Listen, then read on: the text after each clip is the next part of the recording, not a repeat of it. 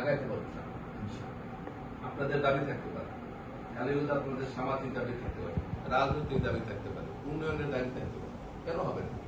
এটাকে আমার ঘরে করবো, কালীগঞ্জে করতে হবে। অতএব এর কোনো লিমিটেশন নেই। আমি সে উদার ভাবে মনটা বড় করে আমি চলতে চাই। আমিও চাই যে মানুষ ভোট দিচ্ছে, ওরও দিচ্ছে, আমারও দিচ্ছে। আমি নির্বাচিত হয়েছি, হইতে পারেনি, আবার এক সমস্যা হইব, আরেকজন হবে না, সেটা হবে। কিন্তু এই প্রত্যেকটা ভোটেরই সমান আমাদের পূর্বপক্ষে রক্ষা করা দরকার। মানুষ যে প্রত্যাশা ভোট দিচ্ছে, যে বিশ্বাসকে ভোট দিচ্ছে, যখন যারা ভোট দিচ্ছে খায়রুল সাহেবকে, তখন তো তারা মনে করছে খায়রুল সাহেব বইতেছে, তারা যারা দিচ্ছে তারা মনে করছে না ভোটটা দিচ্ছি কেন আমি, এই বিশ্বাসকে ভোটটা দিচ্ছি। আমাকে যারা দিচ্ছে তারাই বিশ্বাস নেই। তাহলে বিশ্বাসের মধ্যে কোনো পার্থক্য, সে বিশ্বাস একটা কার্যকরী হয়েছে, একটা পুরোপুরি কার্যকরী হতে পারে। কিন্তু প্রত্যেকেই এই ভোটের অধিকার প্রয়োগ করছে, এটার হক আদায় করা আমাদের দায়িত্ব। সেটা দায়িত্ব পালন করার জন্য আমরা সম্ভবত সচেষ্ট থাকবো। আজকে নবাবকে দিলাম, আরো পর্যায়ে